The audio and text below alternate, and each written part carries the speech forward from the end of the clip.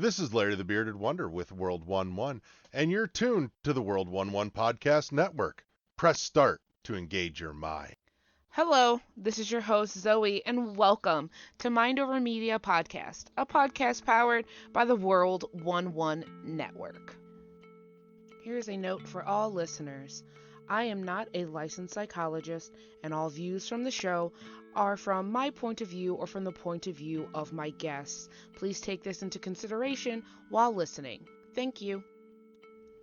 For today's session of Mind Over Media, we'll be discussing Vampire Diaries and how a vampire ability looks awfully close to disassociation. So, take a seat, relax as we get ready to blow our minds.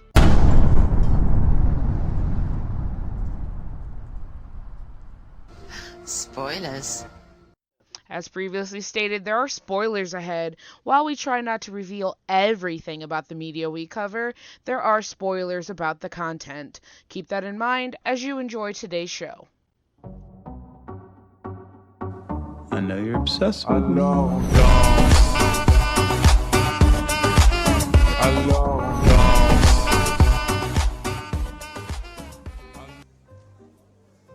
Okay, so today we're talking about Vampire Diaries. And I know you must be thinking, Zoe, this show is nowhere near current at all, but chuck it up to nostalgia. I have been rewatching this TV series, and I am not gonna lie, rewatching it now, as an adult, things look very, very different.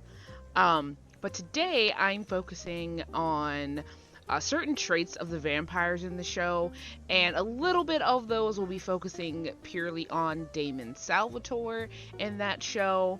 But what I was noticing with the vampires is they have a lot of characteristics that seem to mirror borderline personality disorder, or how, more specifically, how I experience borderline personality disorder. As a vampire, your emotions become more heightened, so whatever you're feeling, you feel it way more intensely, very quick and shifting moods and mood swings, the impulsivity, the intense anger, and when it comes to Damon specifically, the need to self-sabotage. He doesn't want to get close to anyone and get hurt, so he makes everybody hate him before they even have a chance to leave. So just with the moods, there was a lot of similarities, but there was a huge ability that the vampires have that really struck me. In the show, vampires have the ability to turn off their emotions, like completely turn them off, and this is beneficial to them because living for eternity and doing things that vampires have to do to survive, potentially hurting people, having to keep your life a secret, it just kind of all becomes a lot. So having the ability to completely shut off your emotions is useful for a vampire, which you see a lot of vampires in the show have done.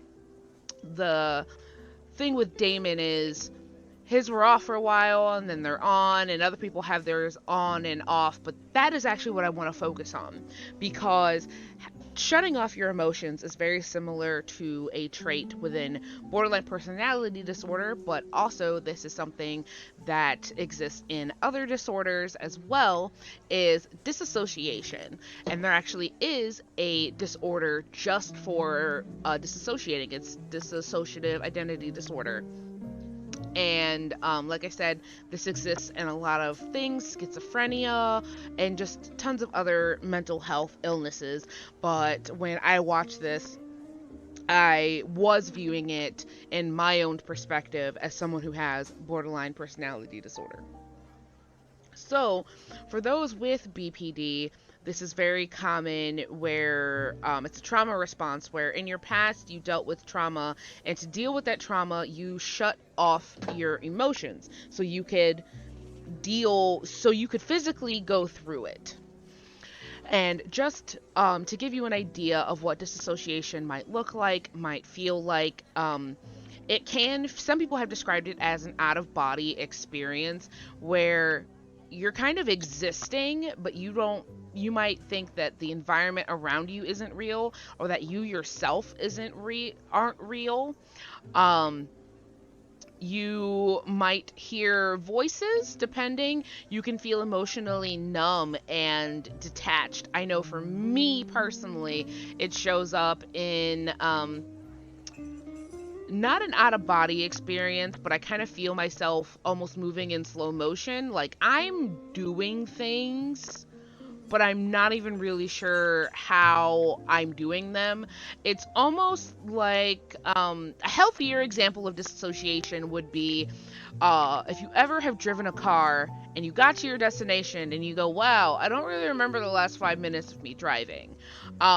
You were experiencing it, but your body and your mind are not connected in that moment.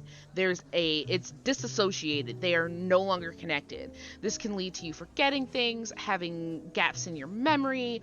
So that is what disassociation is. You are detaching your physical being and your emotions. So like I said, during trauma, this is very helpful, because if you're dealing with a negative experience, such as if you're experiencing a sexual assault, you detach yourself emotionally while your body is going through it physically to survive. But sometimes once you're out of that traumatic experience, that just becomes the norm for you. That's just what you do in any sort of stressful situation.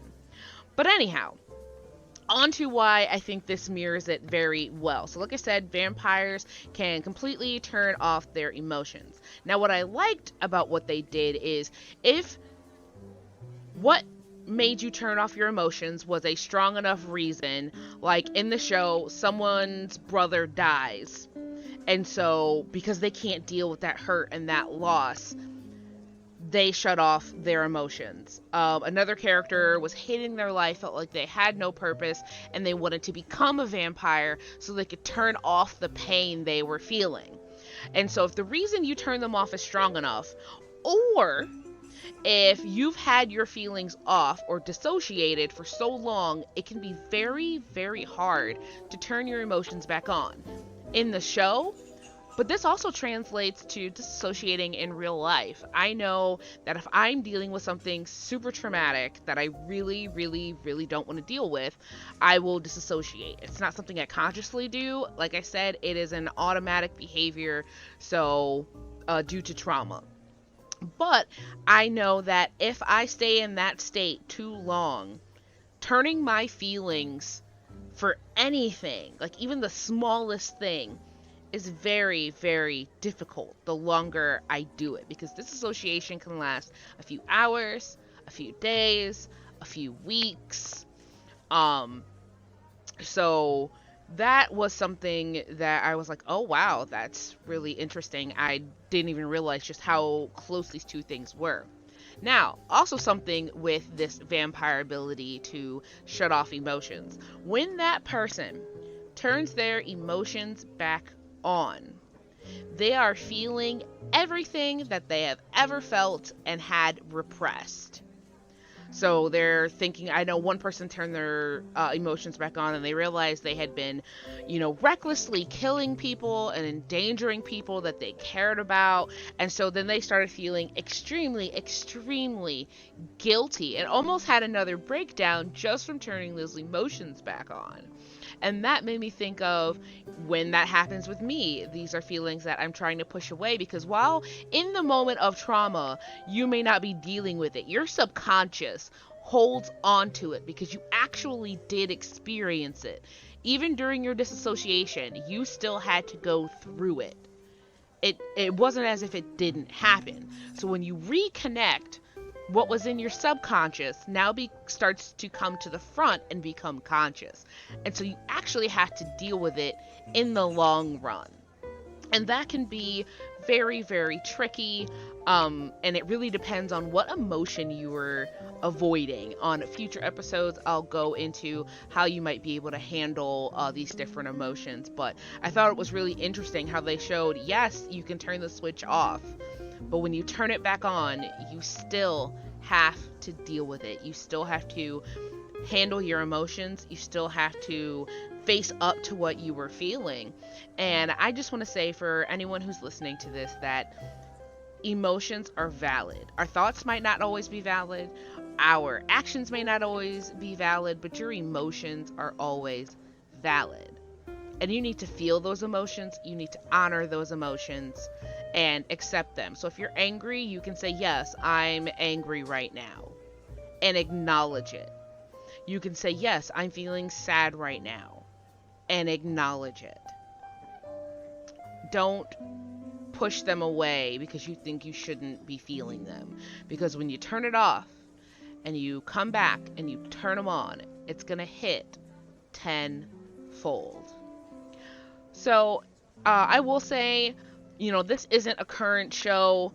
Right now, I know it is streaming on Netflix if you want to go watch it, as well as spin-off shows, which I'm sure I will be doing episodes on those characters as well. The show has so many characters that I could pick to do episodes on, but this was something that really related well with me, especially Damon's character. I relate to very well.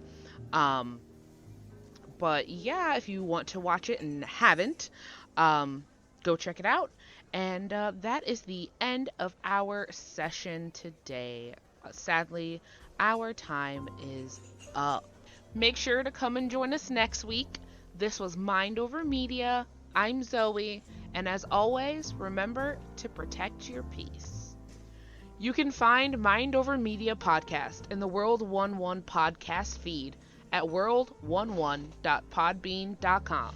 All spelled out, all one word. World 11 Podcast Network can also be found on all major podcatchers, such as Google Podcast, Apple Podcast, Spotify, iHeartRadio, and Good Pods. You can find the Mind Over Media podcast on Twitter at MindMediaPDcast, and the entire World 11 network at World1_1 podcast.